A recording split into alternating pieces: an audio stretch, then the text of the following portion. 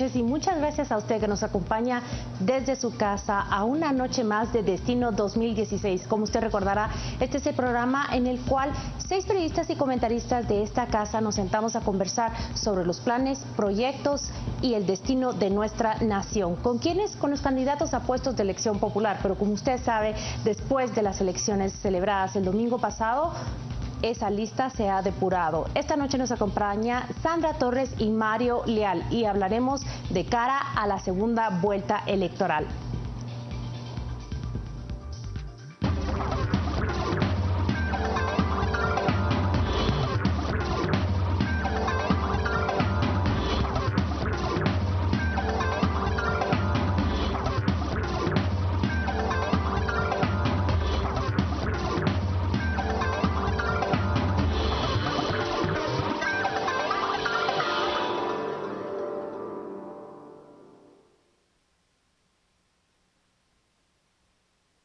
Caballo que alcanza gana. La UNE le hizo honor a ese refrán y de manera dramática logró colarse a la segunda vuelta electoral donde peleará el poder presidencial con el FCN de Jimmy Morales. Sandra Torres vio cómo poco a poco su partido remontaba. Torres vivió todo con nerviosismo. Quiero contarles que sí teníamos un poco de nerviosismo porque los números pues han sido muy cerrados. Y obviamente pues a cualquier partido político, a cualquier candidato le preocupa estar o no estar en una segunda vuelta. Pero lo importante es que estamos en la segunda vuelta. En la segunda vuelta, Sandra Torres con su compañero de fórmula, Mario Leal, preparan la estrategia para regresar al Ejecutivo.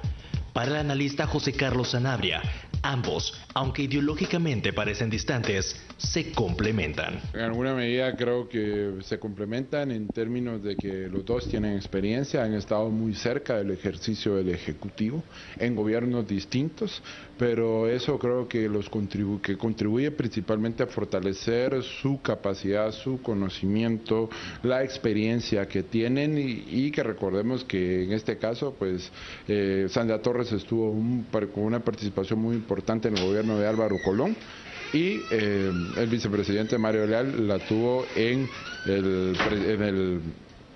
el gobierno del Partido Patriota. Entonces creo que en alguna medida esa es como la fortaleza. Una de las estrategias de la UNE será llevar a Jimmy Morales al debate político. Ellos creen que su programa de gobierno es mejor al del FCN. De hecho, Torres ya se ve discutiendo con Morales. Vamos a tener la oportunidad ahora de debatir con el candidato Morales los problemas del país. Ojalá pues también tenga un plan de gobierno estructurado para resolver los problemas que Guatemala necesita. Tenemos que hablar y discutir y debatir los problemas de violencia, de delincuencia, de inseguridad, de financiamiento del Estado. ¿Necesita Sandra Torres realizar alianzas para poder derrotar a Jimmy Morales? Según el analista José Carlos Sanabria, es imposible que en un balotaje no se busque el apoyo de otros partidos. Las alianzas son importantes, son necesarias, indispensables. Creo que con la UNE habrá que ver porque no necesariamente las alianzas se tienen que dar en bloques partidarios, no necesariamente se tienen que dar de manera pública. Muchas veces se hacen alianzas a nivel informal y muy local que no se refleja necesariamente en lo público. Creo que algunas de las variables que pudiesen explicar, en principio, será la cercanía, el haber estado en algún momento o compartido, por ejemplo, experiencias en un mismo partido. En el caso de Todos, hay muchos de los integrantes de Todos que provienen de la UNE, que probablemente podrán ser de una línea más relacionada con Álvaro Colón y con otros dirigentes de la UNE que ya no están, pero que de una u otra manera existen los vínculos.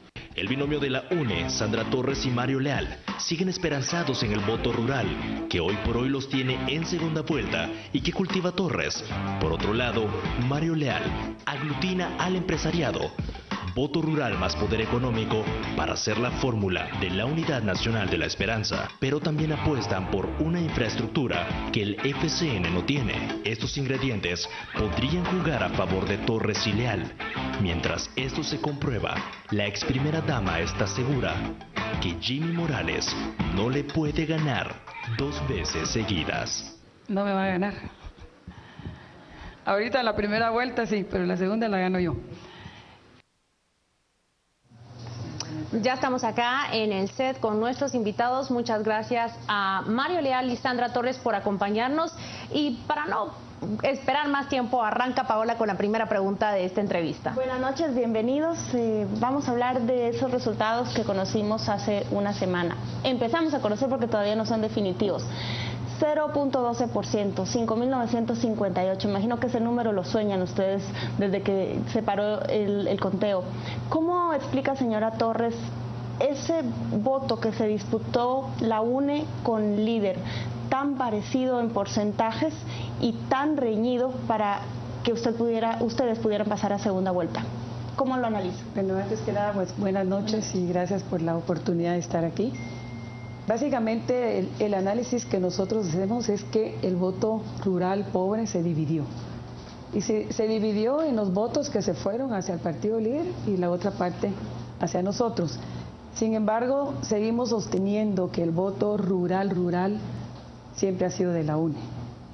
Yo desde el principio siempre dije que cuando yo no participé en el 2011, el voto que obtuvo la UNE a nivel presidencial, pues se fue con el partido líder.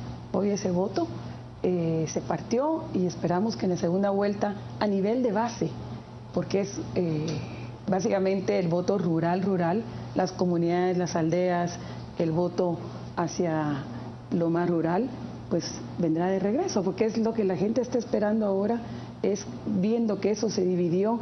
Hoy el voto rural pobre tiene la oportunidad de ver que se le va a atender. Vamos a visibilizar ese voto a través de la atención en educación, salud y oportunidades de empleo. Antes de pasar con don Mario Leal, licenciada, ¿cómo evalúa usted la victoria de Jimmy Morales? ¿Qué hizo bien él que usted no hizo? Bueno, básicamente yo creo que él no hizo mayor cosa.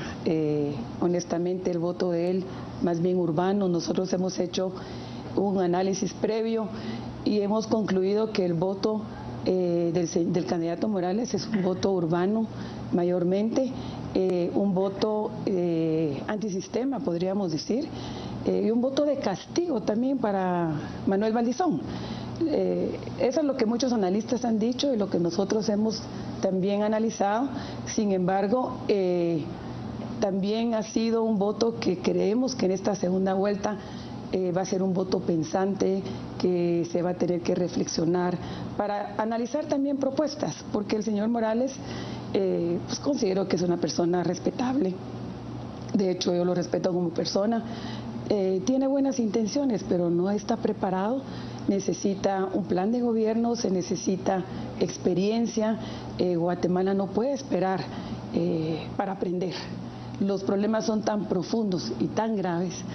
Un Estado desfinanciado, un presupuesto que va a haber que aprobar en los próximos meses, que está totalmente desbordado el país. A mí me preocupa muchísimo los números, recibir un gobierno en saldo rojo. El problema es el financiamiento, pero no podemos hablar de financiamiento si no hay una propuesta de gobierno, si no hay una propuesta de soluciones a los problemas del país. Y eso se requiere experiencia, se requiere equipo, se requiere conocimiento de Estado y no se puede improvisar, licenciada. La verdad es que es una de las preocupaciones que todos los guatemaltecos, los tanques de pensamiento, las universidades, los jóvenes hoy van a tener que analizar. Hablando un poco de esta fortaleza que usted destaca del binomio de ustedes, ¿no? De la experiencia.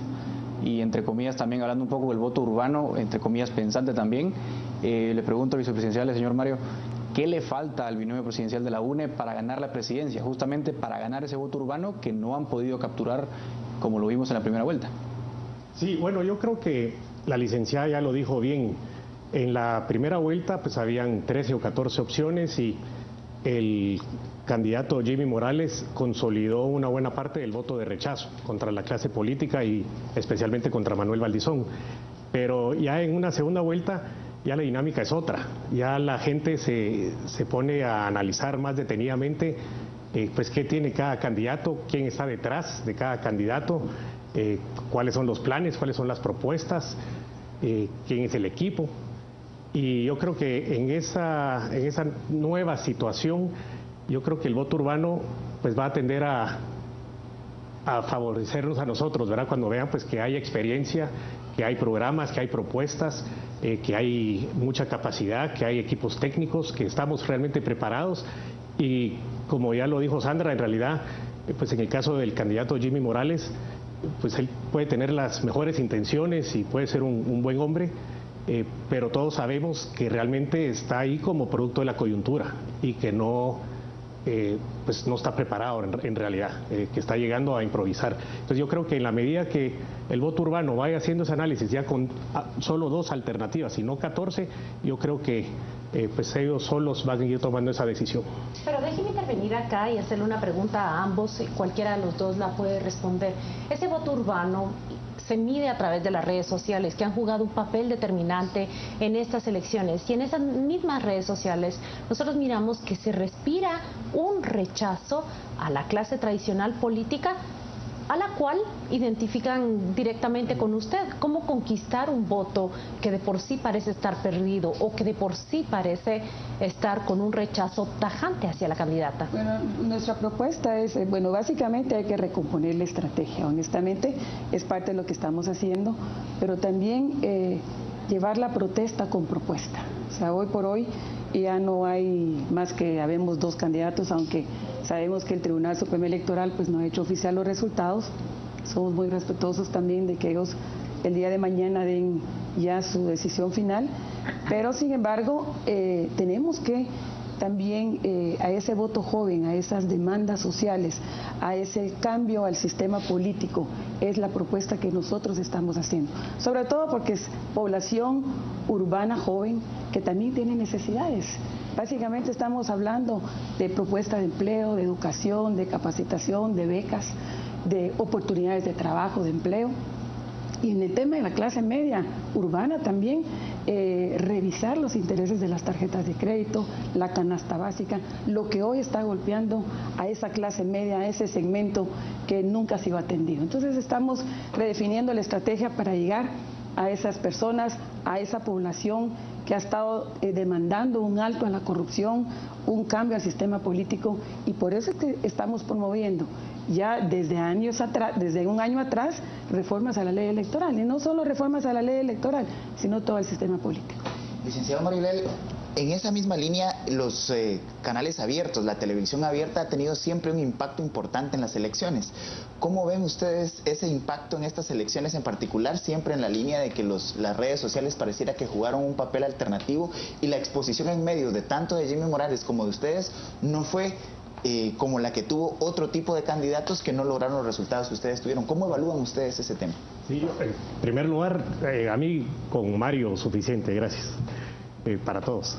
En segundo lugar, sobre tu pregunta, yo creo que, pues uniéndola también con la pregunta de Claudia, en realidad sí, Guatemala está cambiando y el tema de las redes sociales ha agarrado una importancia que nunca había tenido pues en otros comicios o en otros procesos. Y en ese sentido la televisión abierta pues está perdiendo campo. Yo creo que esa es una tendencia que está para quedarse. Las redes sociales, ustedes lo saben mejor que yo, realmente le dan al ciudadano una gran oportunidad de comunicarse directamente pues con sus líderes, con sus grupos, con los diferentes chats. Entonces, en realidad es el flujo de información, es información para todos lados. Y yo creo que eso en esta etapa de la segunda vuelta va a seguir siendo tan importante o aún más importante, porque yo veo ahora como le decía a Edgar, que pues uno puede googlear cualquier cosa, puede investigar cualquier cosa y el candidato Jimmy Morales pues tuvo una gran ventaja en las redes, pero esas mismas redes en los últimos días también se ponen a cuestionar ya, ¿verdad? Pues algunos elementos del equipo, algunos elementos del programa o del... pues basta con googlear apenas la historia del FCN y por ejemplo ver que viene pues de ser fundado de la BEMILGUA, ¿verdad? De la Asociación de Veteranos Militares de Guatemala, y esa es información que está ahí pues en el Wikipedia o en el Google, ya es una información que fluye, y entonces en realidad las redes sociales pues representan esa oportunidad para el ciudadano de informarse bien, y en ese sentido los canales abiertos para mí pues están perdiendo importancia relativa, ¿verdad? Y solo una pregunta para doña Sandra en ese sentido. ¿Quién es más importante? ¿La venia de quién se necesita más en esta segunda vuelta? ¿De Ángel González con su monopolio de televisión abierta o de las redes sociales, de la crítica o halagos que le hagan a la campaña de ustedes? Bueno, no quiero ser tan parcialista, Paola. Yo creo que aquí estamos hablando de que las campañas nunca son iguales. La campaña anterior, en el 2011, cuando no se había desarrollado las redes sociales tan intensamente como ahora, porque ahora hay acceso a la tecnología, tenemos 18 millones de celulares en todo el país. Eso ha permitido también que la libre competencia se hace presente en la adquisición del servicio de redes sociales. Hoy usted se encuentra, yo me he encontrado con jóvenes campesinos con iPhone, con tecnología, lo cual eso ha permitido también que la ciudadanía se manifieste, y eso es lo que estamos viendo el día de hoy. Con la venida de la televisión digital, se va a poder abrir el mercado, el espectro de telecomunicaciones, y eso va a permitir también que haya más oportunidades de competencia, y no solo en el tema de televisión, en todo sentido. También tenemos que abrir los mercados, hay que aprobar la ley de libre competencia, tenemos que hablar de un mercado de oferta y demanda, pero hablemos también de un verdadero competencia libre, en todo sentido. Mario, no solo en el tema de comunicaciones, sino también en servicios, también en el acceso a los productos de la canasta básica, que hoy lo que nos está matando es de que no hay mercados abiertos. Todavía seguimos teniendo monopolios en ciertos productos, entonces las cosas han cambiado. Guatemala ya no es la misma, Guatemala ha sido distinto. Una pregunta, ¿qué le aporta Mario Leal a un gobierno socialdemócrata? ¿Se considera usted ya socialdemócrata? ¿Qué pasó con su paso de este gobierno ahora ya a representar un partido que se autodenomina socialdemócrata? Sí, gracias, Alejandro. Bueno, en primer lugar te quiero contar que yo conocí a Sandra en el 2003 y simpaticé con la UNE desde entonces. En el camino pues conocí a Otto Pérez Molina y terminé colaborando con él. Yo sé que se me ha dicho, ¿verdad?, que soy tránsfuga, lo que fuera. Para mí, así, eso no es así, porque yo colaboré y tuve la oportunidad de colaborar y lo hice, pues en el tiempo que lo hice, salí bien, nunca una denuncia, nunca una acusación de nada, en buen tiempo. Pero yo no traicioné a una base electoral que me haya electo a mí para representar cierta ideología o cierto planteamiento. Yo simplemente fui colaborador. Ahora sí, pues tengo la oportunidad de colaborar con Sandra, ahí sí, para un cargo de elección popular. Y para mí, pues lo que aporta es cabalmente ese balance que es la socialdemocracia. O sea, cuando hablamos de socialdemocracia, vos sabés que estamos complementando pues el Estado y el mercado, o dicho de otra forma, nos vamos de lo social a lo productivo y de lo económico a lo social. O sea, lo que sucede, lo que he visto yo, es que nosotros en Guatemala tendemos a estereotipar o a generalizar. Entonces a mí me ven con planta de empresario y asumen inmediatamente que soy derechista o neoliberal. Pero eso no es así. Yo he tenido la oportunidad de viajar a lo largo y ancho de Guatemala y conozco la realidad que se vive en el interior, conozco comunidades que muchos aquí realmente no han tenido la oportunidad de visitar o conocer, y estoy convencido que tenemos que intervenir como Estado, donde pues el mercado o la empresa no está en condiciones para llegar, porque nuevamente las condiciones no están dadas. Ese es el balance que nosotros hacemos y por eso para mí es un planteamiento que hace lógica para la realidad de nuestro país. Hemos dedicado buena parte de esta conversación a las redes sociales y vamos a aprovechar para conocer qué nos comentan desde Twitter y Facebook quienes nos acompañan desde casa. María Montero está en la pantalla para leer directamente cuáles son sus preguntas y comentarios. ¿Qué tal? Muy buenas noches, Claudia. Buenas noches a todos en el set principal. Ya hay algunas preguntas en nuestra cuenta de Twitter. Recuerde que usted puede participar con las etiquetas Destino 2016 y también Destino UNE. Recuerde, estamos en las redes sociales como Canal Antiguo. Hay bastantes preguntas ya que han hecho nuestros televidentes. Leeremos algunas por aquí. Josué, que dice que hay de su vicepresidenciable y su vinculación al Partido Patriota. También por este lado, Mac nos comenta cómo va a combatir el narcotráfico, qué opina de él como financista de algunos partidos, según se dice. Francisco Morales también nos hace una pregunta. ¿Se ha acercado a usted el partido líder para ofrecer apoyo? Y si es así, ¿qué ha pedido a cambio? Y por último leemos el comentario de Silvia García, que también nos hace una pregunta. Dice, ¿por qué su hermana Gloria Torres es diputada al Parlacén? Recuerde, puede seguir participando en nuestras redes sociales, @Canal Antiguo en Twitter, y puede usar las etiquetas Destino UNE y Destino 2016. Vuelvo con ustedes al set principal. Vamos a tomar la última pregunta, la de Silvia García, que pregunta directamente por su hermana Gloria Torres, quien no solo da lugar a cuestionar por su participación ahora como diputada electa por UCN en el Parlacén, sino por ese famoso caso en el cual se le descubre o se le acusa de llevar y traer dólares a través de protocolo del aeropuerto, mientras usted era primera dama durante el gobierno de Álvaro Colón. Bueno, mire, es una buena oportunidad para aclarar todos los señalamientos, porque yo le quiero decir, Claudia, como he dicho siempre públicamente, yo soy responsable de mis actos, pero no puedo ser responsable de los actos terceros. En este caso, mi hermana, que es mi hermana, pues tengo que reconocerlo, le tengo cariño, estoy alejada de ella desde hace más de 5 años, y obviamente pues ella tendrá que aclarar su situación. La ley debe aplicarse, sea quien sea y venga de donde venga. Nadie es superior a la ley, y lo he dicho siempre. Y ella fue electa por el partido UCN, es otro partido que no tiene absolutamente nada que ver con la UNE. Pero su hija resultó electa por el partido UNE. ¿Cómo nos explica la participación y que ella ocupara esa casilla que le benefició? Ella tiene derecho a participar, me ha ayudado durante 4 años en este proyecto.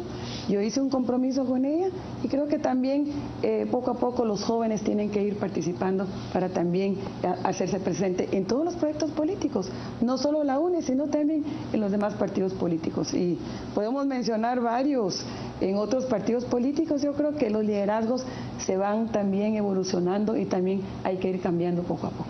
Hay que ir cambiando poco a poco. Con esta respuesta nos quedamos. Vamos a ir rápidamente a un corte comercial, pero permanezca con nosotros para un segundo segmento. Continuamos con esta entrevista. Mario Leal y Sandra Torres, de la Unidad Nacional de la Esperanza.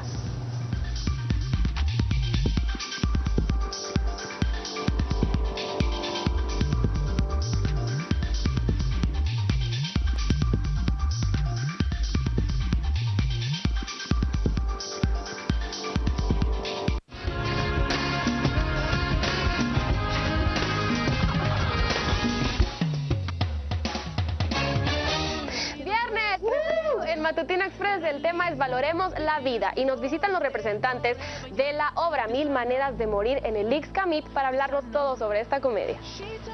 Y la chef Carmen Lucía Reyes vendrá a prepararnos una deliciosa receta para disfrutar de la vida, una panacota de chocolate. Además nos visita la conferencista internacional y life coach Carolina Donis para hablarnos sobre lo fundamental que es valorar la vida para encontrar el bienestar. En el especial de Farándula veremos esas películas que nos recuerdan el valor de la vida. Todo esto y mucho más, viernes en Matutino Express.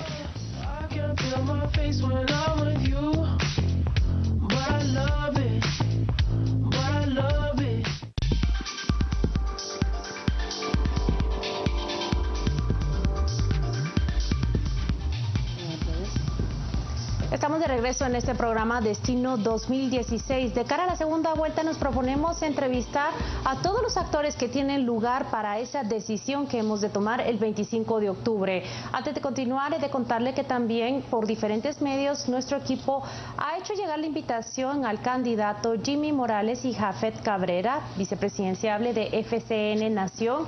Ellos se encuentran de viaje y nuestros esfuerzos seguirán para que el próximo domingo estén acá. Y Carmen Ortiz quiere aprovechar una de las preguntas que ustedes enviaron a través de las redes sociales y no dejarla pasar. Carmen. Así es. Para nosotros es muy importante lo que nuestra gente opina y dice en redes sociales, y quedó un tema pendiente para Mario Leal. Y es, ¿cuál es el interés suyo, Mario, de haber participado ya UNE, PP, nuevamente UNE, pero básicamente financiando partidos políticos? ¿A cambio de qué o por qué? Sí, a cambio nada. O sea, yo realmente estoy convencido que hay que trabajar para el país. Y yo creo que lo que hemos visto en los últimos meses es un buen reflejo de cómo deberíamos de participar, y hay diferentes niveles de participación. El primero pues es el voto, el segundo es ya manifestar sus puntos de vista y pues expresarlos de una forma pues cada vez más activa y así, pero ya participar pues colaborando en un gobierno o siendo ya candidato, pues todo es pues mayor grado de participación. Y yo siempre he dicho, pues viene un amigo mío, la frase que dice que en la política, así como en la física, no hay espacios vacíos, siempre alguien los va a ocupar. La única diferencia es si los ocupa alguien con sus mismos principios o sus mismos valores o sus mismos objetivos para la patria, o si los tiene para algo más, pues si va para algo más. Yo creo que ahorita es un momento muy emocionante para Guatemala, porque se han logrado cambios realmente de fondo, precedentes poderosísimos, y tenemos entonces ahora la oportunidad única de que los buenos guatemaltecos se involucren y participen, ya como le digo, ya no solo con el voto, ya no solo protestando o manifestando, que todo está muy bien, pero ahora que hagan patria, que trabajen para el país, que trabajen para Guatemala, porque en realidad el país lo necesita y no es una frase de campaña lo que yo le estoy diciendo. Usted seguramente conoce lo que se está viviendo en el interior, y no le estoy diciendo en Huehuetenango o en Quiché o en Alta Verapaz. Aquí basta con salir a Chuarrancho, en el departamento de Guatemala, o a Sansur, arriba de Palencia. Hay un montón de comunidades que realmente están en un nivel de subdesarrollo tremendo. O sea, usted sabe, 53% de pobreza, 13% de pobreza extrema, 49.6% de desnutrición crónica. Lugar número 1 en Latinoamérica en desnutrición, número 4 a nivel mundial. O sea, esas son nuestras estadísticas como país. Si vemos la cobertura de educación, de la edad primaria, de básicos diversificados, estamos hablando de graduar como profesionales al 1% de la población. O sea, todas esas estadísticas son francamente fatales. Entonces tenemos que meternos, tenemos que involucrarnos, tenemos que participar, y ahora, como le digo, es un momento único porque se llevó a cabo una gran depuración, se están sentando esos precedentes, y ahora lo que hay que hacer, y lo hemos hablado con Sandra mucho, es irnos a las reformas, decirle a toda la población que ha estado haciendo esa presión para que se logren esos cambios estructurales, que mantengan el dedo en la llaga y que vayámonos por las reformas, hablando de la ley electoral y partidos políticos, porque el riesgo que corremos como país es que saliendo de este proceso como que pierda urgencia o pierda, digamos, importancia esa reforma, y que vuelva a pasar lo mismo y dentro de 4 años estemos en la misma. Hay que dejarla, hay que dejar el dedo en la llaga y lograr las reformas a la ley electoral y partidos políticos. Hay que ir por las reformas al organismo judicial, o pues todo lo que tenga que ver con el sector justicia. Hay que ver la ley de contrataciones. Pero la pregunta inicial de Carmen era si usted financiaba el partido a cambio de qué, y no siento que le haya respondido. ¿Usted financia la UNE? Es que dije de entrada que de nada. Que de nada. De nada. Pero aparte de usted ser candidato, ¿eso no es financista del partido? ¿Cómo, perdón? ¿Es usted financista del partido? Sí, soy financista, mi familia ha sido financista también, pero como le digo, no está a cambio nada, no tenemos ningún compromiso como tal. ¿Qué garantía tenemos en un gobierno de la UNE que sus empresas no se van a ver beneficiadas con negocios del Estado? Mire, la garantía es mi palabra, y invitarlos a que estén fiscalizando constantemente, que miremos, le decía, la reforma de la ley de contrataciones, que se puede hacer mucho para que realmente pues funcione a favor de la transparencia y en contra de la corrupción. Y yo, de mi parte, las invito a ustedes a que estén fiscalizando constantemente, venir a rendir cuentas y que todos estén ahí pendientes. Yo no tengo ningún problema y me pongo a la disposición de toda la fiscalización y de toda la revisión que puedan hacer. Yo quisiera agregar también un poco a lo que decía Mario, Paola. La verdad es que nosotros tenemos varios financistas, y yo lo he dicho públicamente. Nuestros compromisos son muy pocos realmente. Hemos hecho una campaña moderada, hemos respetado el techo electoral, y eso nos permite también flexibilizarnos en la toma de decisiones. Y obviamente estamos dentro de la propuesta de nuestro programa de gobierno, dicho sea de paso, aquí lo traigo porque a mí sí me gusta enseñarlo públicamente para ver que sí tenemos un programa de gobierno en relación al otro candidato que no lo tiene. Y aquí estamos realmente proponiendo que se legisle en relación a varias leyes dentro del marco legal.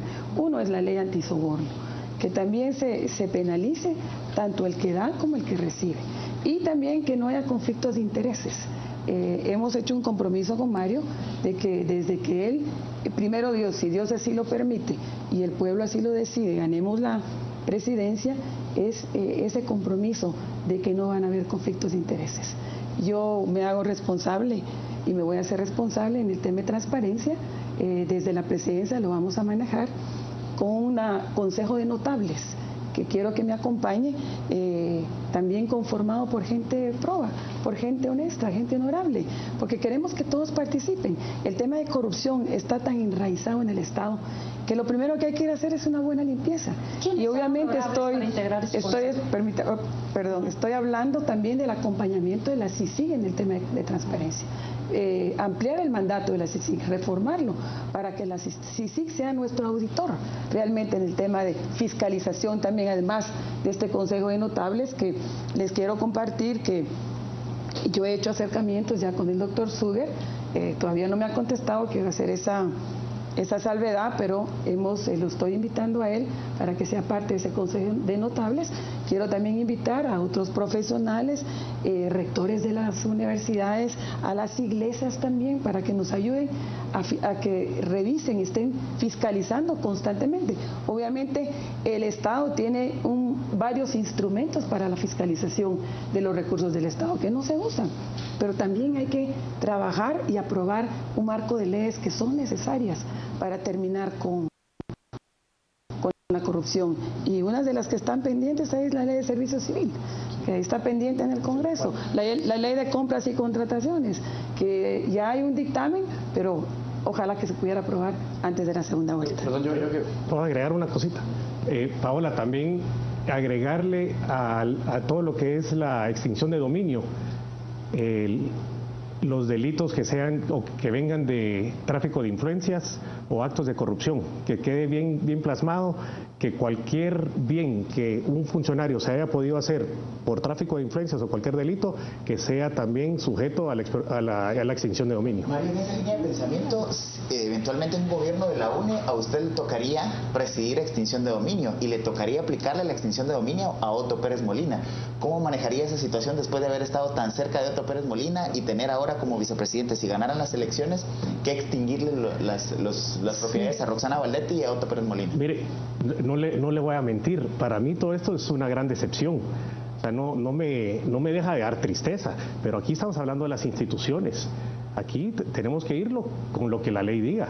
Y nosotros con Sandra hemos apoyado consistentemente a la CICIG, tenemos una muy buena relación con ellos. Y le voy a contar, como vicepresidente no es solo la extinción de dominio, ahí está la Secretaría contra la Violencia Sexual y la Trata de Personas, está la de Contrabando, la CONACOM, está la SECATID, que es la Secretaría contra la Adicción de Drogas y el Tráfico Ilícito, pues la adicción y el tráfico ilícito de drogas. Son varias instituciones que deben de ser fortalecidos y que van de alguna forma en línea con esa agenda con la CICIG. Yo quisiera agregar algo también, licenciado, que no solo va a ser la ley de extinción de dominio, también se le va a aplicar la ley de enriquecimiento ilícito. Esa ley, desde el año pasado, la promovió la UNE con un paquete de leyes de transparencia con otros partidos políticos y se aprobó desde el año pasado. Dicho sea de paso, Guatemala es uno de los pocos países que tiene esa ley, que obviamente va a ser aplicada, porque la extinción de dominio es una cosa, pero la ley de enriquecimiento ilícito es todavía más severa, precisamente para la tipificación de ese tipo de obtención de recursos del Estado en propiedades. Y obviamente también hay que aprobar la ley de testaferro también. Hay que aprobar un paquete de leyes para realmente demostrar que los recursos del Estado hay que sentar un precedente. Deben de ser respetados y deben de transparentarse. El tema fundamental de mi propuesta de gobierno, nuevamente quiero enseñarla, es una lucha frontal contra la corrupción. Y primero Dios, hacer un gobierno con transparencia. Obviamente se necesita tener mayoría en el Congreso, se necesitan los votos, estamos conscientes de eso, pero sobre todo experiencia, formación, capacitación, equipo. Y también hablar de transparencia es testimonio de vida. No es solo hablar de transparencia, es bien fácil, pero realmente demostrarlo es distinto. Y tenemos que empezar, la transparencia empieza desde la cabeza, porque si la cabeza está bien, el resto del cuerpo va a estar bien. Eso es lo que hemos visto hoy en los últimos 3, 4 años del gobierno pasado. se contaminó la cabeza. Y ese es el gran problema. Yo creo que la transparencia no solo se debe decir, sino también se debe demostrar. Licenciado Torres, hablando de cabezas y de caras visibles, concretamente, la segunda vuelta estamos más o menos a mes y fracción de la misma. Concretamente, alianzas con quién sí y con quién no. Entiendo ya que en esta oportunidad no habrá alianza con Manuel Valdizón, creo que es de doble vía la cuestión. ¿Con quién sí? Además del doctor Suber, que usted mencionaba que tiene acercamientos con él. Claro, de doble vía, porque él ya dijo que va a apoyar al candidato Morales, lo dijo pues en una grabación que salió, que se filtró en uno de los medios de comunicación, y además de él, pues también el reo Byron Lima ya dijo que lo va a apoyar a él. Pues bueno, ya sabemos por dónde viene la cosa, pero específicamente estamos hablando de alianzas con grupos sociales, con la sociedad civil, con profesionales, con campesinos, con alcaldes inclusive. ¿Pero no tiene acercamiento con otros partidos políticos que no sean estos que usted ya mencionó? Como no, hemos hecho acercamientos, pero basados en una propuesta de programa de gobierno. Cualquiera que gane, licenciada, no va a poder gobernar solo. Tenemos que hacer un gobierno, y parte de lo que nosotros estamos proponiendo es un gobierno de unidad nacional. Yo quiero hacer un gobierno que esté representado por todos los colores, y ojalá pudiéramos dejar las banderas políticas por un lado. Guatemala lo amerita y es necesario. Entonces estamos hablando de que he hecho acercamientos con Alejandro Yamatei, ya hablamos con él, porque tenemos que también buscar las mejores personas o que tengan una buena propuesta política. El doctor Yamatei, lo discutimos, obviamente, es un acercamiento nada más, tiene una buena propuesta, tiene experiencia en el tema de salud. Tiene también experiencia en el tema de seguridad. He hecho acercamientos también con el licenciado Roberto González, que también tiene experiencia de gestión pública. Estamos abriendo ese abanico precisamente porque queremos hacer un gobierno de todos los colores. Una pregunta, usted va a recibir un Estado, si gana la elección, desfinanciado, un ente recaudador totalmente quebrado y sin credibilidad. Y aparentemente hay una contradicción, porque usted se vende como la candidata de la experiencia, pero también nos niega que ha sido funcionaria pública. ¿Cómo es esa contradicción? ¿Cómo podemos explicarle al elector esa contradicción de experiencia y no haber sido funcionaria pública? Usted bien sabe, licenciado, yo fui primera dama. Apoyé los programas sociales, pero no fui funcionaria. Es más, la figura de la primera dama ni siquiera aparece en la Constitución, no existe. Eso es un nombramiento, ni siquiera es nombramiento, es una figura simbólica que yo me he involucrado para trabajar y responder a la gente más necesitada y más olvidada. Pues es un compromiso que yo tenía, y obviamente lo pude hacer sin presupuesto, lo pudimos hacer con un equipo que respondió al trabajo que se venía haciendo, pero también un Estado desfinanciado es complicado. A mí me preocupa hoy por hoy ver que todavía no se ha nombrado al superintendente de la SAT, que todavía no hay intendente de recaudación. Eso es bien crítico, tener el gobierno de transición del licenciado Alejandro Maldonado. Tiene que preocuparse y nosotros, inclusive los dos candidatos, debemos de estar preocupados para que él deje que nombre inmediatamente al superintendente, porque si eso no sucede en los próximos días, realmente vamos a tener problemas, no hasta en enero, sino desde ahora. No hay plata ni siquiera para honrar los salarios, a duras penas va a alcanzar para el tema de funcionamiento. Ya dijo el ministro de Finanzas, que no sé si todavía sigue siendo ministro, pero hace 15 días dijo públicamente de que no iban a poder pagar proveedores. Eso es bien serio, ver que si no se llega a la meta de recaudación, plantear hoy por hoy un presupuesto de 72 mil millones con una diferencia de 20 mil millones, un agujero fiscal de 20 mil millones de quetzales desfinanciado, se requiere también el presupuesto para que se está proponiendo ahora en el Congreso de la República. Pues es algo que tenemos que discutir, y no solo nosotros como partido, yo creo que todos los partidos políticos, sobre todo los dos candidatos que estamos en esta contienda, debemos de realmente profundizar en ese tema, porque no podemos aprobar un presupuesto con un agujero fiscal de 20 mil millones de quetzales, donde se está está proponiendo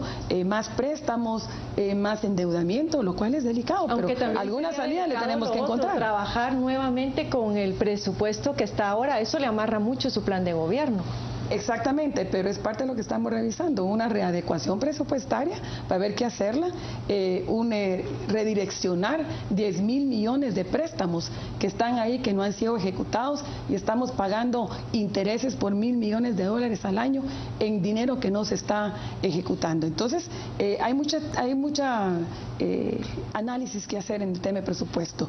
Es algo muy delicado, realmente estamos viviendo una situación muy difícil, muy complicada, que se requiere experiencia, se requiere equipo, se requiere compromiso y se requiere también seriedad para estos problemas que Guatemala hoy está viviendo. Pero recordemos el gobierno de la UNE. De hecho, el tema financiero, del cual usted ya tuvo experiencia, fue bastante negativo. Digamos, hubo muchas transferencias de otros ministerios para financiar los programas sociales, un incremento, digamos, bastante grande de la deuda pública.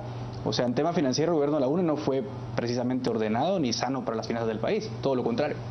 Bueno, las readecuaciones presupuestarias son totalmente viables, o sea, un ministerio que no ejecuta se tiene que utilizar en otras emergencias, llámese combate a la pobreza, implementación de programas sociales, la educación. Hubieron avances muy significativos en el tema de educación, licenciado, que se perdieron en este gobierno. Hoy tenemos más de 4 millones de niños fuera del sistema escolar, y en el tema de educación se logró regresar a la escuela más de 1.300.000 niños, que hoy por hoy eso se perdió. O sea, la cobertura en educación se perdió, pero obviamente hay que regresarlo. ¿Por qué? Porque la educación es el instrumento más importante que tiene un país para sacar adelante su objetivo. También se reinstaló a Joviel Acevedo, ¿no? Entrando al gobierno. También, claro, pero, o sea, es parte de lo que se hizo, Mario, bueno, favor, es parte de lo que hoy hay que profundizar. Yo he visto en los últimos meses cómo de alguna forma no se ha logrado comunicar correctamente que los programas sociales al final son de educación, porque ustedes seguramente han oído que dicen no, es que no es dando el pescado, sino que es enseñando a pescar. Y yo he visto cómo las personas aquí, sobre todo en Guatemala ciudad, no hacen el vínculo, que los programas sociales solo son el vehículo. El fondo, el objetivo es educación, educación, educación, educación. ¿Por qué? Porque las transferencias monetarias condicionadas están condicionadas cabalmente a que los niños vayan a la escuela. Pero usted sabe que en el gobierno que se implementaron esa condición no se cumplió. Los niños no fueron al centro de salud y tampoco a las escuelas en el último año. Paola, no se consiguió en el año 2009 la cobertura en edad primaria llegó, si no mal me recuerdo, a 98.7%. Y se vino abajo en el siguiente año. No, se vino abajo hace 2 años o 3. Se vino abajo ya porque no se este pudo gobierno mantener la escolaridad. Tuvo un repunte y se cayó, pero no va tiempo para discutir de eso en este programa. Las transferencias monetarias condicionadas van a la educación, y ahora tenemos la ventaja, sí, que tenemos el Ministerio de Desarrollo Social, y a través del censo podemos saber quiénes son los más pobres, a los menos pobres, y realmente ver que la ayuda le llegue a los que le deben de ayudar, a los que le deben de llegar. Y además estamos planteando en el plan de gobierno el registro único de beneficiario para quitar cualquier tema de politización, porque sabemos que se da, pero por eso estamos planteando el censo y el registro único de beneficiario, para que la ayuda le vaya al que más lo necesita, al que menos lo necesita, pero va a la educación, educación y educación. Señora Torres, ¿significa eso una enmienda al programa social donde usted fue partícipe de que se implementaran? ¿Significa que se reconoce una falla y en su gobierno, en su virtual gobierno, eso se va a enmendar para que sí sean transferencias condicionadas, sí sean constantes y que lleguen a la gente más necesitada? Y agregaría yo a esa pregunta, en el gobierno anterior de la UNE hubo transferencias de educación hacia cohesión social. ¿Podríamos esperar que se mantenga esa tendencia? El licenciado, cohesión social no era una institución, es una estrategia, entonces no existió. Lo que existió es una coordinación interinstitucional, que es el modelo de gestión que estamos nosotros presentando en nuestro programa de gobierno. Y obviamente no eran perfectos. Se estaba empezando con los programas sociales, tampoco somos dueños de la verdad.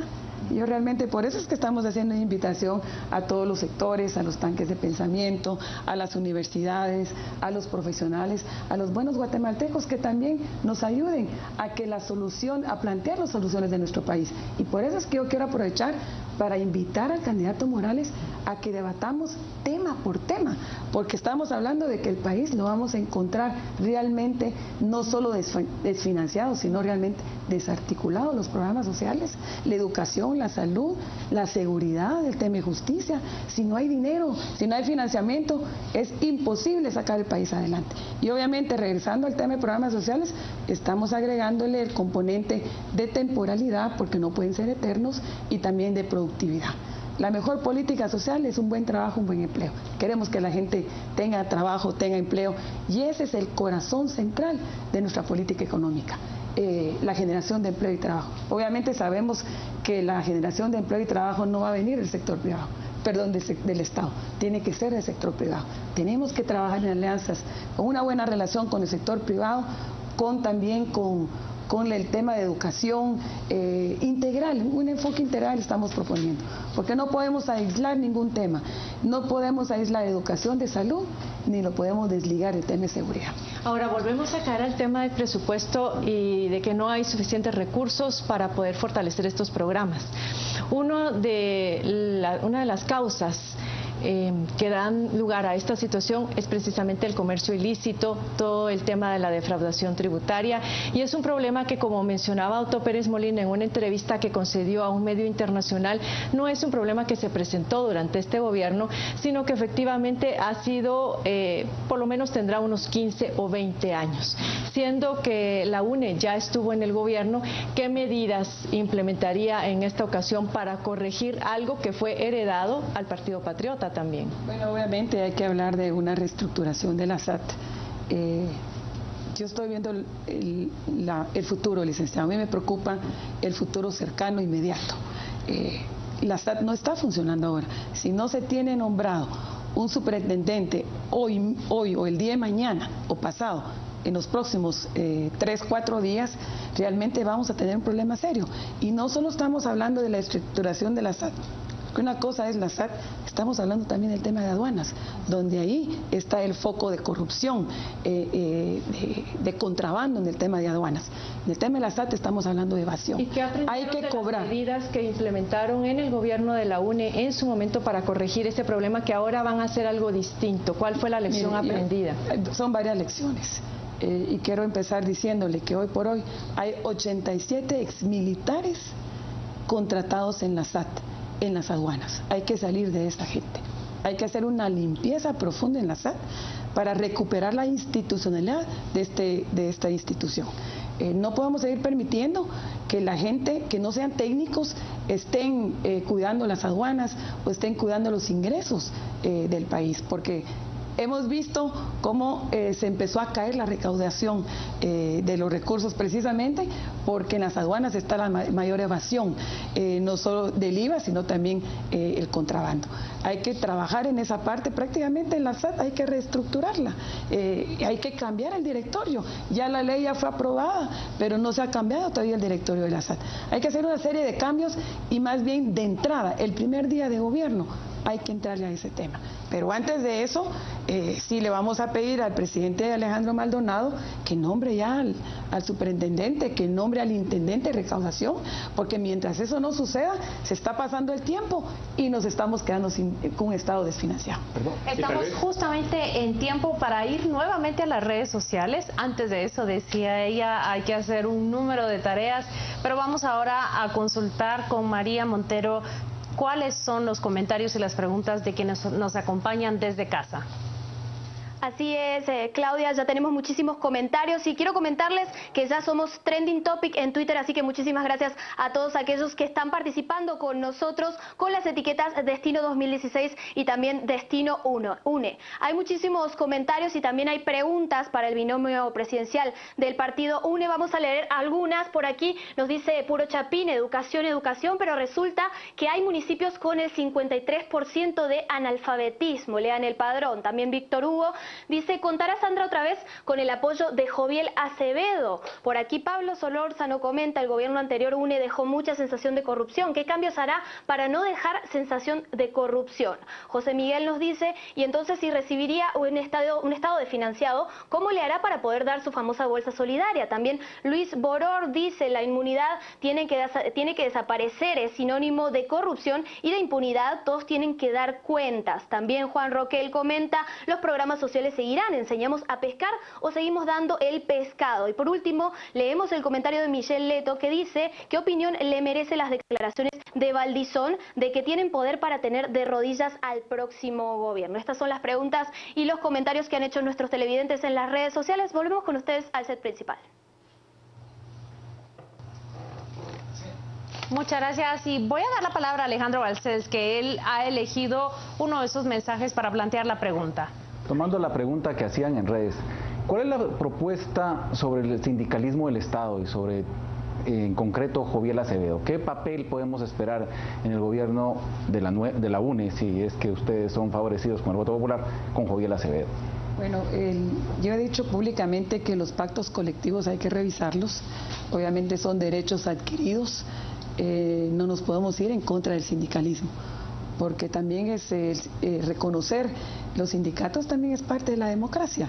No queremos atropellar a ninguno, pero sí tenemos que dejar las cosas claras, que hay que sentarse a hablar con ellos, honrar un pacto colectivo sin tener la viabilidad financiera es hasta cierto punto irresponsable.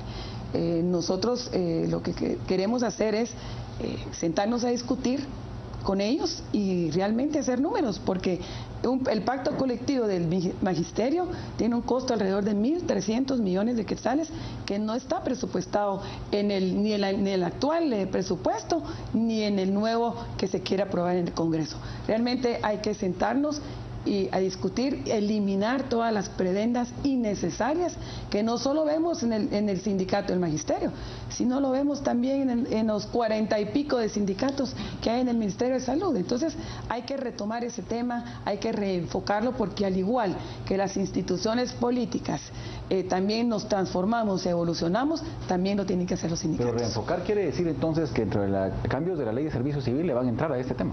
Le vamos a entrar a ese tema. Sí, la ley de servicio civil es un tema que hay que entrarle. Es una emergencia hacerlo, porque es parte de los focos de corrupción también, es parte de lo que parte de los problemas que hay en ASAT ahora es que los técnicos se eliminaron y fueron sustituidos con criterios políticos. Eso se tiene que terminar. Tenemos que trabajar para que exista en el Estado la meritocracia y que todos los funcionarios sean a través de una meritocracia, a través de contratados, a través de la ley de servicio civil.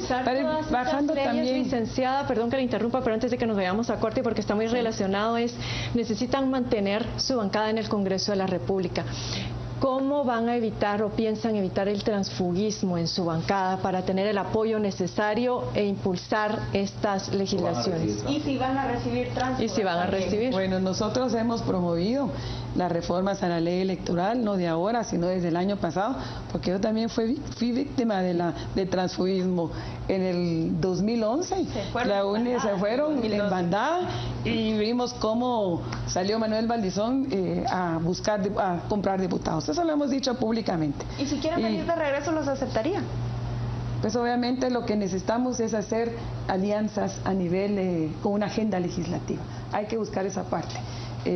¿Y cómo va a evitar el transfugismo entonces? Bueno, estamos esperanzados en aprobar la ley de las reformas a la ley electoral en los próximos días, que tiene que ser antes de la segunda vuelta. Fue un compromiso que hicimos todos los partidos políticos y tenemos que responder a ese clamor popular que la gente está pidiendo. Pero en las calles. El transfugismo no va a quedar prohibido. Está tipificado el transfugismo, nosotros lo estamos promoviendo y estamos muy encima de eso. Paola, le quiero contar, la más interesada somos nosotros los de la UNE, en que eso se apruebe, porque es parte de lo que la gente está pidiendo, además del transfugismo, la reelección, el financiamiento de los partidos políticos y otros artículos que están ahí muy importantes, pero de los tres, en la reforma política, esos de los tres más importantes. Hay que aprobar esa ley, hay que ir tras el transfugismo, los partidos políticos deben de ser instituciones, ya no pueden seguir siendo maquinarias electoreras. Vamos nosotros a ir a una pausa comercial para regresar al tercer y último segmento de este programa. Quédese con nosotros, por favor.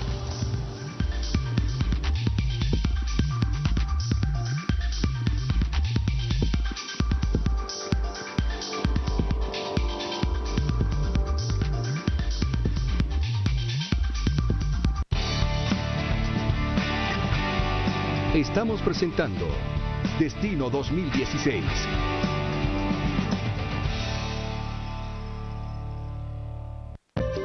Zetagas 1792, el teléfono del gas, presenta este segmento.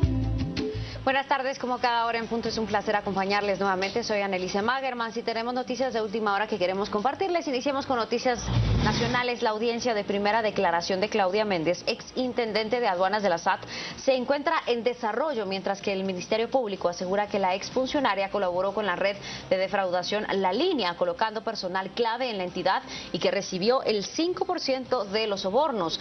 Además, durante la audiencia judicial se hizo referencia a los presuntos vínculos de una persona de nombre Anabela, una persona poderosa dentro de la política guatemalteca, según la acusación del Ministerio Público. Durante la audiencia, Claudia Méndez deberá responder a la acusación del Ministerio Público, cuyos fiscales aseguran que cuentan con documentos, así como con escuchas telefónicas en las que se denota la voz de la exfuncionaria cuando ella conversaba, incluso daba órdenes en relación con el funcionamiento de la estructura conocida como La Línea.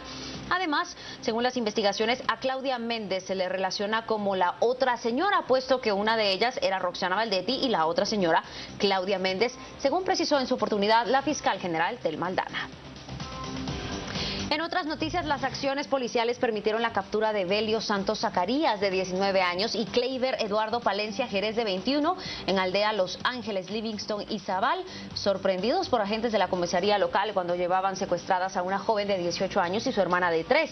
Dentro del pick-up donde se conducían los individuos con las víctimas, que carecía de la documentación respectiva, localizaron 2 rifles calibre 22 y una pistola calibre 9 milímetros. Las 3 armas eran ilegales, ya que no contaban con la licencia respectiva para portarlas. Además, incautaron 3 gorros pasamontañas y un par de guantes. Los secuestradores eran acompañados por otros 2 individuos que se dieron a la fuga. Y según información, las autoridades, los 4 hombres entraron a la casa de las víctimas con lujo de fuerza y haciendo disparos al aire. A la vez exigían el pago de 4,000 quetzales y al no obtenerlos, optaron por llevarse a las 2 hijas del propietario de la casa. Asimismo, robaron un rifle calibre 22. En el lugar de la detención se produjo un enfrentamiento armado donde escaparon 2 secuestradores. Sin embargo, fueron capturados los otros 2 y liberadas ambas víctimas. Y un pandillero salvadoreño fue extraditado el jueves a Estados Unidos, donde es requerido por el asesinato de 2 personas en el estado de Nevada. Luis Alejandro Méndez Cordero, miembro de la pandilla Mara Salvatrucha MS-13, fue entregado por la Fiscalía General de la República a 4 oficiales de Estados Unidos y enviado en un vuelo comercial. La Fiscalía General informó que el pandillero es requerido por un tribunal de justicia de Sparks Township, condado de Washoe, en Nevada, donde será procesado por el asesinato de Kevin Meléndez y Moisés Vázquez en noviembre del 2010. El pandillero, que huyó de Estados Unidos y regresó al país, se refugió en una colonia populosa de la ciudad de Santa Ana, a 56 kilómetros al oeste de la capital, donde fue capturado por la policía salvadoreña. En agosto, la Corte Suprema de Justicia autorizó la extradición del pandillero y ordenó que se tramitara la entrega a las autoridades estadounidenses, luego de que Estados Unidos asegurara mantener la extradición de pandilleros, ahora llamados terroristas, en El Salvador. Y así les presentamos lo último en información nacional e internacional, y como siempre les invitamos a que continúen en sintonía de Canal Antigua. Para más información nos vemos en una hora. Zetagas 1792, el teléfono del gas, presentó este segmento. Estamos presentando Destino 2016.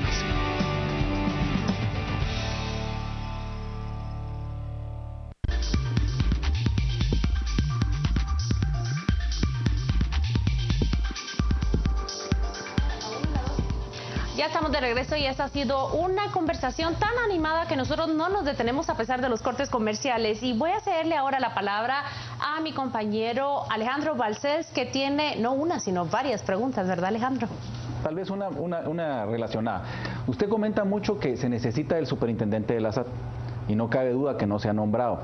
Pero también urge un vicepresidente y la UNE rompió el quórum la última sesión.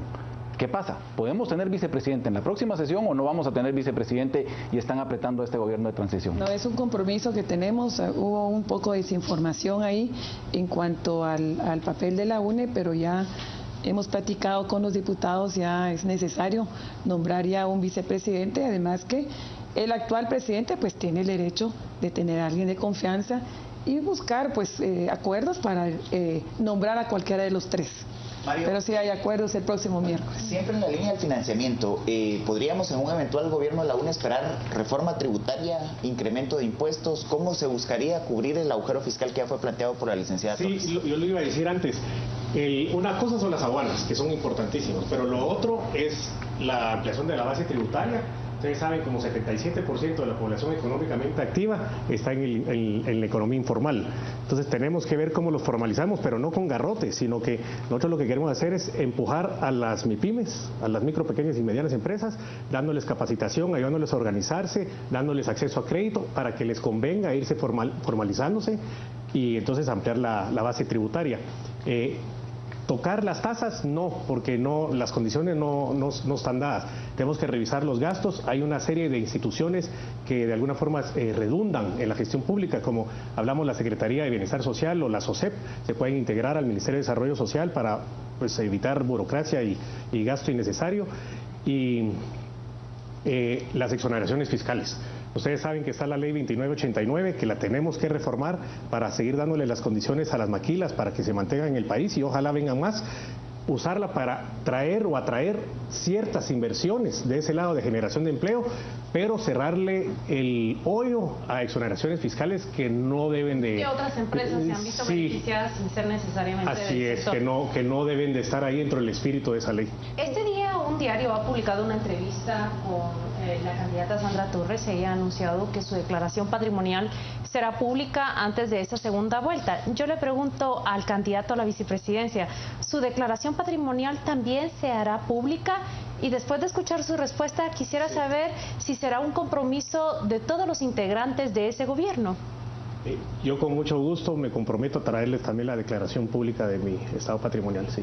Y tendrá que ser de todos los funcionarios que vayan a hacer gobierno conmigo. Es lo primero que vamos a hacer. Señora Torres, usted habló de la importancia de la ley de competitividad y se ve en un gobierno o en otros cuando el sector privado empresarial tiene designados en ministerios importantes para que esa ley avance o no, como el de Economía, el Programa Nacional de Competitividad. Si usted apoya esa ley, ¿cuál sería la posición que tomaría su gobierno con respecto de las cuotas que tenga el sector privado empresarial agremiado en su gobierno? Por ejemplo, en esos ministerios que le mencionaba. Pero nosotros queremos hacer un gobierno abierto. Estamos conscientes que también hay que abrir los mercados para bajar los precios de la canasta básica. No hemos platicado con el sector privado. Yo creo que ahora el sector privado también ha cambiado. ¿El del azúcar, por ejemplo? Bueno. ¿Cuál sería el impacto de una ley de libre competencia y de una política de mercado abierto en el sector azucarero? Fíjese que esa ya se venía discutiendo y esa es la tendencia mundial, global. El sector azucarero se tiene que adherir a eso también. Y también vamos a hacer un gobierno sin privilegios, Paola. No podemos seguir privilegiando a los mismos de siempre. Hay que abrirse, hay que hacer las cosas diferentes. Guatemala los necesita. Eso de que estemos abriendo y estemos invitando a todos los sectores a participar es para que hagan propuestas propositivas en beneficio del país, pero obviamente sin privilegios y sin beneficios. Lo que queremos es beneficiar a la gente, a la población, al guatemalteco y guatemalteca, que hoy no tiene y no le alcanza para comer, no tiene un empleo, no tiene un trabajo y por eso mismo no puede salir adelante. Ahora que mencionó el tema de alimentos, yo le doy un dato del Banco Mundial. Según el Banco Mundial, en promedio el costo de las medidas sanitarias más o menos implica el equivalente a un 23% del arancel efectivo para cumplir las medidas. En el caso guatemalteco, el cumplimiento de las medidas sanitarias para la importación de alimentos es casi un arancel efectivo del 86-88%. ¿Qué va a hacer el gobierno de la UNE en caso de ser electo para bajar esa barrera, digamos, de entrada y fomentar una libre competencia en los alimentos? Imaginémonos que bajaran los alimentos un 40-50% solo por simplificar aduanas, sería un acto de justicia social, pero vamos, enorme, ¿no? Por supuesto, hay varias acciones que tenemos que hacer, pero uno de los compromisos precisamente es apoyar al sector productivo, pero no con privilegios, licenciado, sino que abriendo los mercados, facilitando las importaciones y obviamente que todos tenemos que cumplir con nuestros impuestos. Es importante que todos cumplamos. Desde el gobierno de Berger tenemos un mercado del arroz totalmente basado en privilegios que se deciden en el despacho del Ministerio de Economía. Eso viene desde el gobierno de Berger. ¿Podemos garantizar que ustedes van a cambiar ese mercado del arroz, por ejemplo, que es un grano básico? Y no es solo del arroz, también hay de otras cosas, el pollo y otras cosas ahí, cemento, etcétera.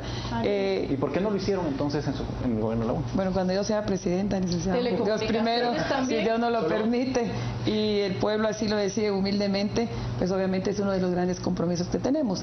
Y estamos hablando en todo el sentido. Guatemala ya no necesita monopolios. Hay que romper esas barreras.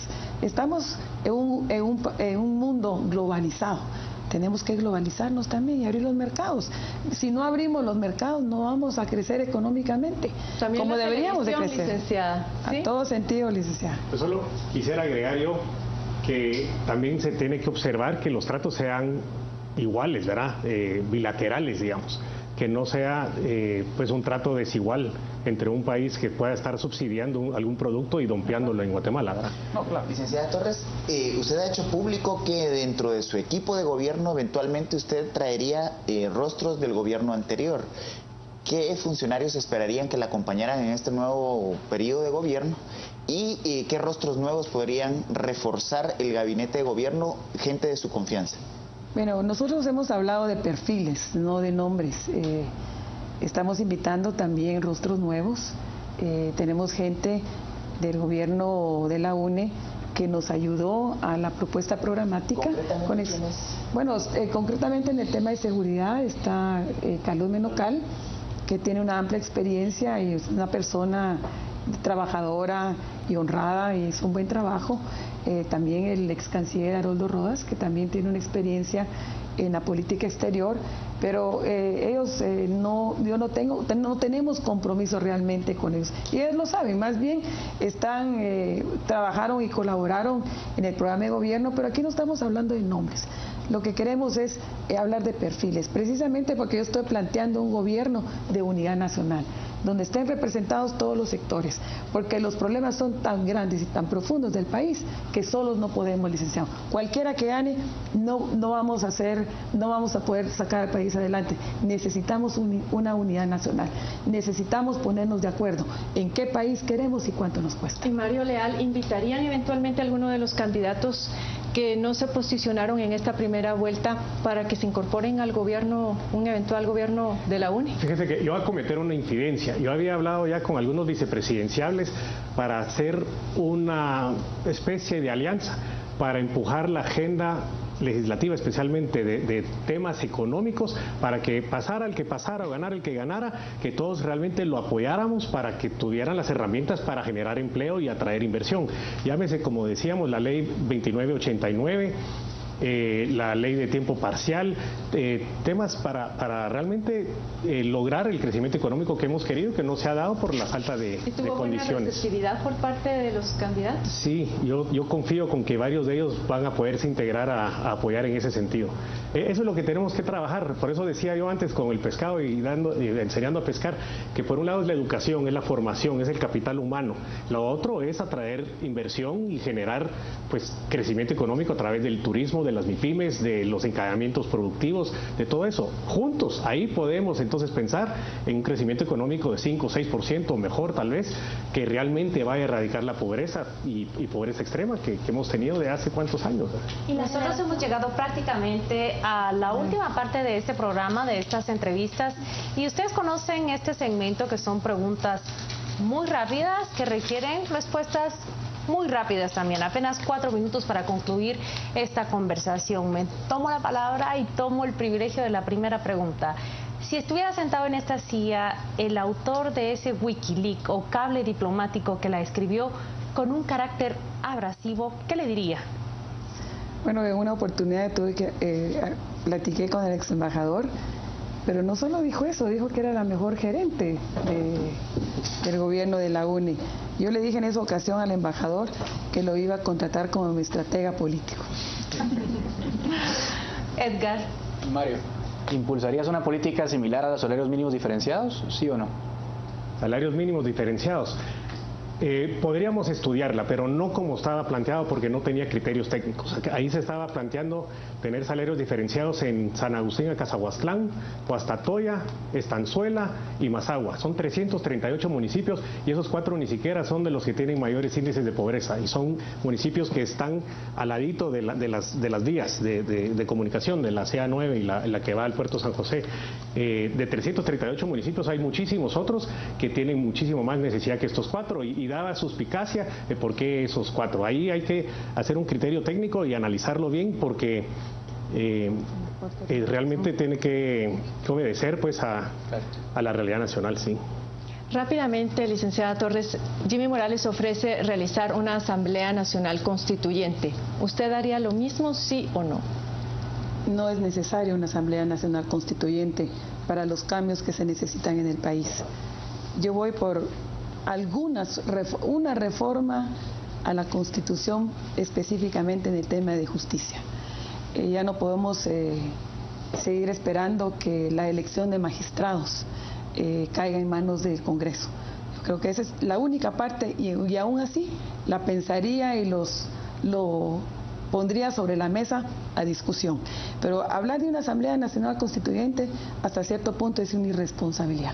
Significa la concentración de poder, significa abrir la caja de Pandora, puede pasar cualquier cosa y realmente se nos puede ir de las manos. Yo creo que pensemos más bien en algo más serio, con más seriedad. Yo creo que el candidato Morales no sabe realmente de lo que está hablando. Mario, si usted fuera vicepresidente, ¿seguiría respetando la justicia transicional?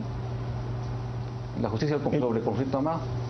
Sí, sobre eso nos tenemos que ir, ¿cómo no? Eso pues ha sido así y hacia eso tenemos que seguir, sí, ¿cómo no?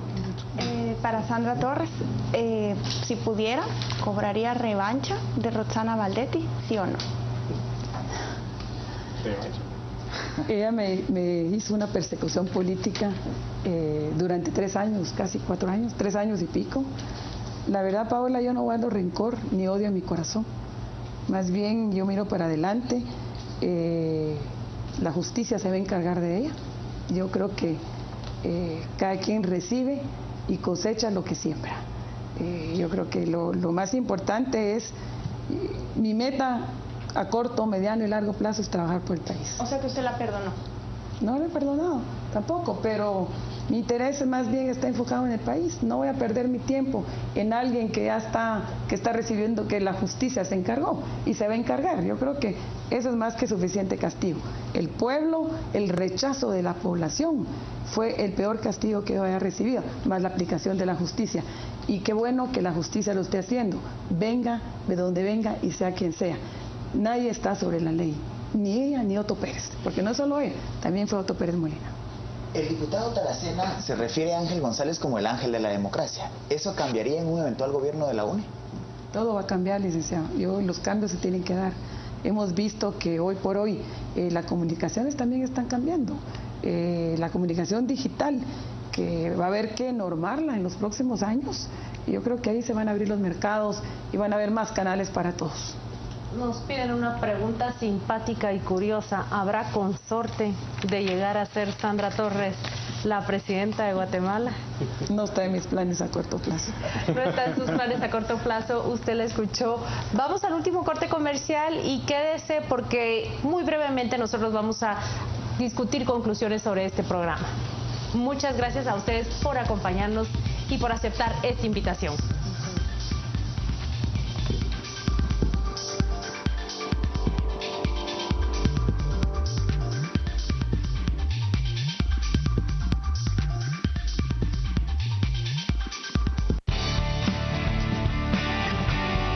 Estamos presentando Destino 2016.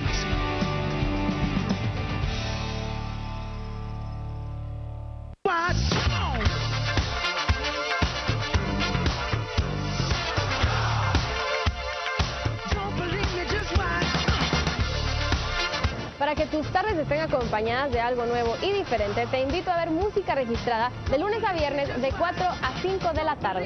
Los hits del momento, lo último en electrónica, los clásicos del rock, pop, metal, reggae y mucho más. Aparte tendremos entrevistas en vivo con artistas locales e internacionales y también datos curiosos e interesantes de tus artistas favoritos. Nos gustaría también saber de tus gustos musicales y de tus opiniones, así que dale like a nuestra página de Facebook, Música Registrada por Canal Antigua, o síguenos en Twitter, Música Reg GT. Te espero en Música Registrada de lunes a viernes de 4 a 5 de la tarde, solo por Canal Antigua.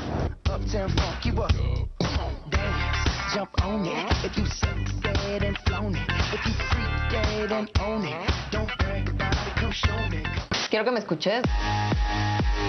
¡Uli! Quiero que me escuches. ¡Uli! Quiero que me escuches. ¡Uli! Quiero que me escuches. Pero déjame hablar. Rubia, dame un pico. Pero déjame hablar. ¡Uli! Pero déjame hablar. Hablar. Quiero que me escuches. Quiero que me escuches. Quiero que me escuches. No somos ángeles. Lunes a viernes, desde las 23:02 hasta las 0:02. Hay gente despierta a esta hora. Ariel.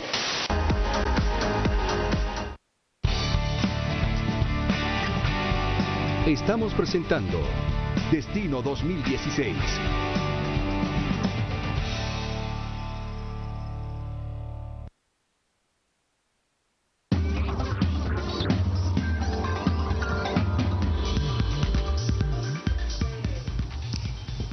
Estamos de regreso y ya nos encontramos listos para comentar con ustedes rápidamente las conclusiones a las que llegamos después de escuchar a Sandra Torres y Mario Leal, el binomio presidencial que se prepara para esa segunda vuelta para las elecciones.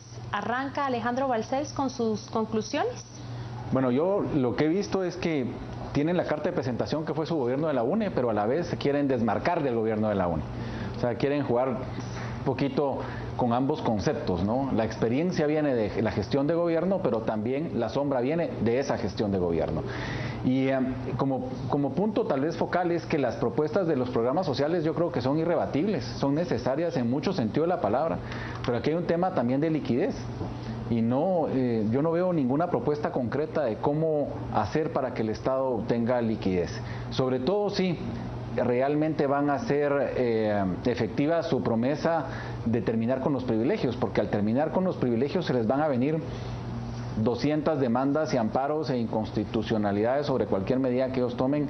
El privilegio es un tema estructural en el país y necesitan realmente de una buena estrategia en ese punto. Yo creo que eso ha quedado un poco tal vez en el tintero.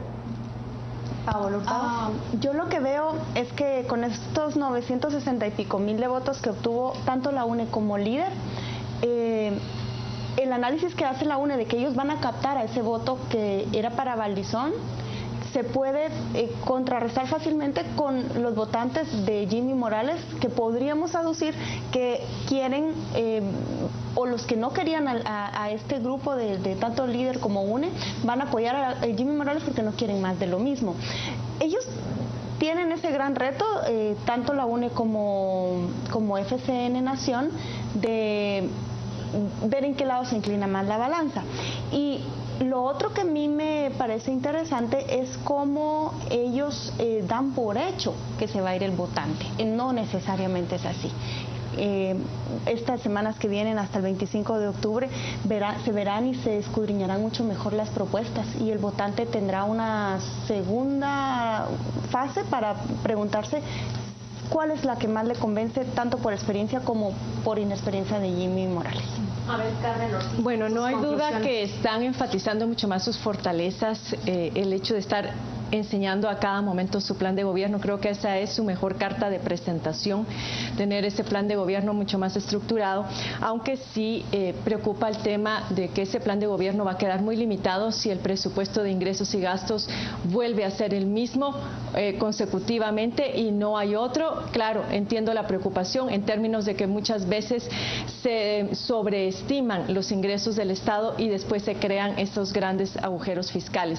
El otro tema que me pareció pareció curioso es lo del Consejo de Notables. Creo que han entendido muy bien el contenido simbólico que tiene ahora el gobierno, por ejemplo, de Maldonado, cuando él llama gobierno de la salvación. En este caso ya quisiera como mantener lo mismo, retomar el tema simbólico de tener notables, de tener gente con honorabilidad, de tener gente que devuelva la confianza en las instituciones del Estado, aunque lógicamente sabemos nosotros que la vía no es exactamente esa, sino el fortalecimiento institucional.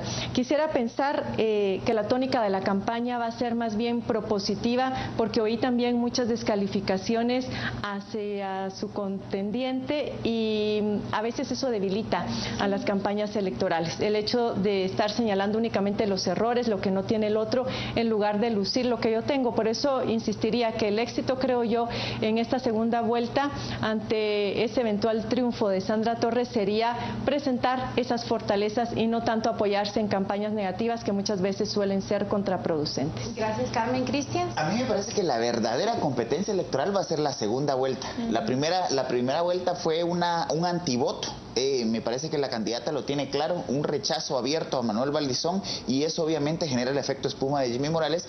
Ahora lo que vamos a ver es realmente una competencia entre estructuras de tierra y el voto urbano, y ese voto que veremos si se mantiene con Jimmy Morales. En el caso de la candidata Torres y de la propuesta de la UNE, me pareció ver mucho pragmatismo político. Es decir, ella vino y dijo estar dispuesta a ceder inclusive gabinete de gobierno con otros sectores para hacer un gabinete relativamente incluyente y representativo y que pudiera entrar en alianza con otros sectores sociales. Mucho pragmatismo político en función de ganar elecciones generales. Eso lo dicen todos, generalmente. Habitualmente lo dicen, sin embargo también en otros temas parecía muy pragmática. Vamos a quitar privilegios, vamos a abrir mercados, es decir, está en la posición de ofrecer cosas que de manera inmediata al entrar al gobierno podrían romper lógicas históricas, como bien planteaba Alejandro. Y ahora, Edgar. Sí, esos digamos compases de integración e inclusión entiendo yo que tienen que ver con una necesidad de ganar el voto urbano, que es algo que yo les cuestionaba y que no supieron contestar de forma contundente, porque no han logrado capturar ese voto urbano, y uno lo ve claramente en redes sociales, ¿no? En general veo algunas demarcaciones en las ideas entre ambos. Por ejemplo, el tema del salario mínimo diferenciado. En la entrevista anterior, Sandra Torres había sido clara de que definitivamente no la apoyaba, y Mario Leal, por ejemplo, dice que sí. O sea, hay alguna diferencia constitucionales, ya está declarado. Claro, por la Corte la semana pasada, ¿no? Claro. El tema de la experiencia también coincido con Alejandro, ¿no? Que parecen querer rescatar lo bueno de la gestión, y todo lo malo pues no se tiene en cuenta, simplemente lo bueno de la experiencia. Y en el tema financiero, que me parece a mí crucial para el gobierno que viene, no tengo muy buena impresión. Yo le mencionaba a la candidata que las transferencias, digamos, astronómicas que se realizaban en el gobierno de la UNE para financiar programas sociales fueron bastante lesivos para los intereses financieros del Estado, ¿no? O sea que yo creo que en ese tema están muy en deuda con la audiencia. Igual en el tema económico, donde tampoco yo percibo una idea concreta de cómo generar empleo y cómo generar prosperidad económica en el país. Me parece que está bien si el enfoque de ellos es programas sociales, me parece respetable, pero creo que el tema principal es generar prosperidad a un crecimiento económico alto, y no veo yo eso con claridad en el planteamiento de ambos, ¿no? A mí me parece que esta es la segunda o tercera entrevista que la candidata da después de esa conferencia en la cual ella dice, de acuerdo con mis actas, yo soy quien paso a segunda vuelta. Tenemos escrutado ya el 99.09% de votos y se mantiene la tendencia con una diferencia cada vez más ancha entre Manuel Valdizón y Sandra Torres. Es su segunda entrevista entonces, o tercera aparición pública, y notamos rápidamente un cambio en el mensaje que ella transmite. Durante la primera campaña es oportunidad para todos, y ahora ella enarbola una bandera contra la corrupción. Ofrece acá una serie de medidas, entre ellas el Consejo de Notables, que nos dice ha invitado primeramente a Eduardo Suger para integrarlo, y ese Consejo de Notables para analizar todos esos casos que puedan ser denunciados públicamente, o ya se sabrá si tienen mecanismos para una denuncia interna. Entonces está ella adoptando un nuevo mensaje en respuesta a ese clamor popular que hemos escuchado en los últimos días en las calles.